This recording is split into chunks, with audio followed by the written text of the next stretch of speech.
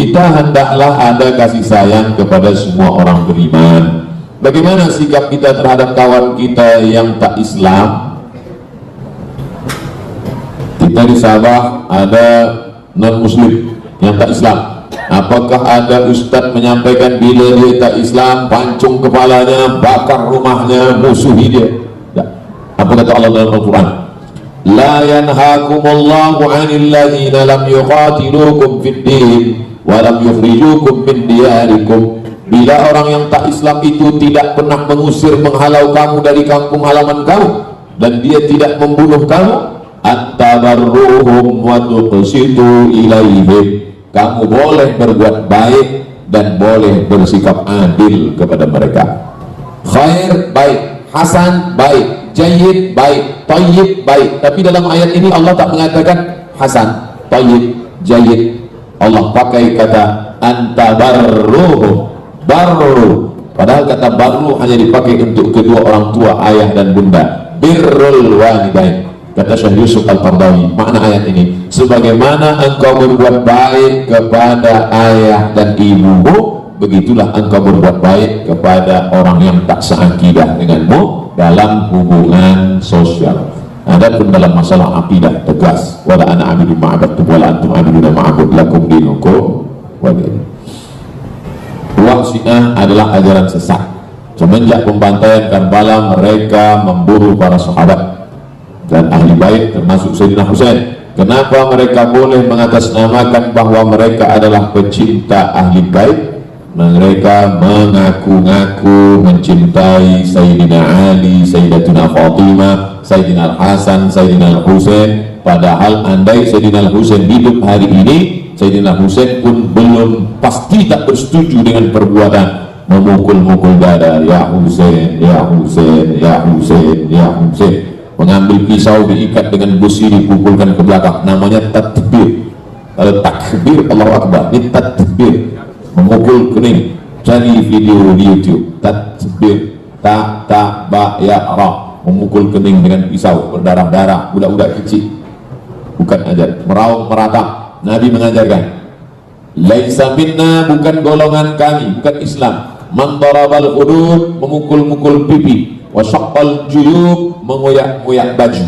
Mereka dulu musyrik jahiliyah, dia akan memukul-mukul pipi dan mengoyak-ngoyak baju bila takziah, niyahah. Siapa yang meratap bukan golongan Nabi Muhammad sallallahu alaihi wasallam. Islam melarangkan niyahah, meratap. Menangis boleh, meratap jangan. Apa beza Wahabi dengan Ahlussunnah wal Jamaah? Pertama, dia tak boleh berbeza masalah khilafiyah. Bila berbeza masalah khilafiyah, dia terus saja tuduh bid'ah. Sedangkan kita, ada menurut Hanafi, menurut Maliki, menurut Syafi'i, menurut Hambali, perbezaan masalah ini khilafiyah biasa bersama Ahlussunnah wal Jamaah. Tapi dia tidak, dia ikut pendapat ulama dia saja. Bila berbeza dengan dia, bid'ah. Kalau sudah bid'ah, dhalalah. Kalau sudah dhalalah, fitnah. Maulid Nabi, bid'ah. Isra Mi'raj, bid'ah. Saat merayakan satu Muharram, bid'ah. Berkirim Fatihah ke orang mati, bid'ah. Berkumpul baca Yasin, bid'ah. Tahlil, bid'ah. Nah, jadi yang masuk surga itu cuma dia, bini dia, murid dia. Lain itu masuk neraka semua. Sedangkan kita menjelaskan selama ada dalilnya, kita tak boleh bid'ahkan orang. Kerana manakala kita katakan hei pelaku bid'ah, sama dengan mengatakan hei dhalalah, hei neraka jahanam. Padahal ini masalah-masalah yang ulama tak sepakat. Tentang masalah membacakan tahlil, Ibnu Taimiyah dalam kitab Majmu' Fatawa, siapa yang membaca tahlil 70 kali, man halala 70 marratan, siapa yang bertahlil 70 kali, la ilaha illallah, la ilaha illallah, la ilaha illallah, thumma ahda sawabahu lil mayyit yantafi'u bihi, kemudian pahala tahlil 70 kali tadi dihadiahkan kepada mayit, maka bermanfaat bagi orang yang meninggal dunia. Terus sebab itu maka tak boleh membid'ahkan orang selama perbuatan itu masih ada lagi diterima oleh ulama lain. Tapi kalau semua ulama Ahlussunnah wal Jamaah sudah mengatakan perbuatan ini haram, tiba-tiba ada satu orang mengatakan boleh, tak apa-apa, ini tak boleh, kita ikut. Maka mesti banyak tengok ini apakah ulama sepakat atau ikhtilaf. Soalan saya tentang kitab Anak Kunci Surga. Apa sebabnya beliau menulis tentang akidah uluhiyah, rububiyah, asma wa sifat? Uluhiyah, rububiyah, asma wa sifat adalah ijtihad Imam Ibnu Taimiyah. Imam Ibnu Taimiyah hidup abad ke-8 Hijriah. Yang lebih tua daripada itu adalah wujud tidak baqa, mukhalafatul hawadis, yamu binafsi, wadaniyah, kudrat, durat, ilmun, ayat, sama, basar, kalam, yang ditulis oleh Imam Abdul Hasan Al-Ash'ari, disebut dengan Ash'ariyah. Bila ada orang mengatakan bila engkau pakai uluhiyah, rububiyah, asma wa sifat, ini akidah salaf. Sedangkan makna salaf adalah khairul qurun qarni, sebaik-baik abad-abadku, summal ladzina yalunahum, satu abad selepas itu, summal ladzina yalunahum, satu abad selepas itu. 3 abad pertama ini lagi disebut dengan salaf. Ibnu Taimiyah abad ke-8 bukan salaf, beliau adalah khalaf. 3 abad pertama salaf, 3 abad pertama salaf, selepas daripada itu khalaf. Maka orang yang mengkaji sifat 20 adalah berdasarkan Quran dan Sunnah. Sedangkan uluhiyah, rububiyah, asma wa sifat ijtihad ulama, ijtihad.